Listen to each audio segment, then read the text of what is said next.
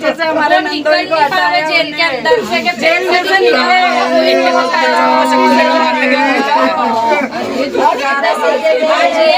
ये तो गरीबों का है कल इसने गरीबों की माँ से बेटी है।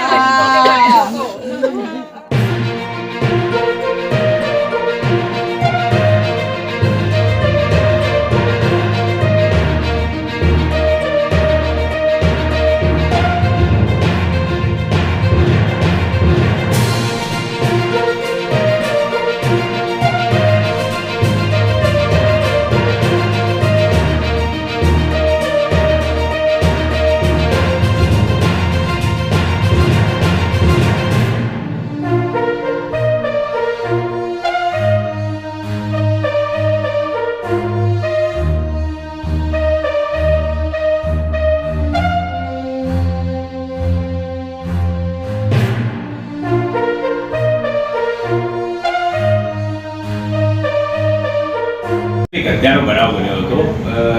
કેટલા આરોપીઓની ધરપકડ કરવામાં આવી છે પૂછપરછ દરમિયાન શું ખુલાસો થયો તારીખ 14/2/2026 રાત્રિના 8 થી 9ની વચ્ચે ફરિયાદી સાયરાબેન વાઇફ ઓફ અમીન અઝીઝભાઈ જાતે મંસૂરી નાવે એક નારોલ પોલીસ સ્ટેશનમાં ફરિયાદ આપેલી કે આરોપીઓ ઇબ્રાહીમભાઈ નાસિરભાઈ મંસૂરી, મુસ્તુફા નાસિરભાઈ મંસૂરી અને નફીસા નાસિરભાઈ મંસૂરી ઇબ્રાહીમભાઈ પોતાના સસરાને પોતાની વાઈફ અહીંયા પિયરમાં આવ્યા પછી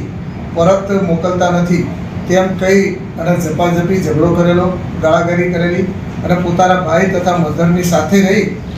અને આ મરણ જનાર છે જે અઝીઝ ખાન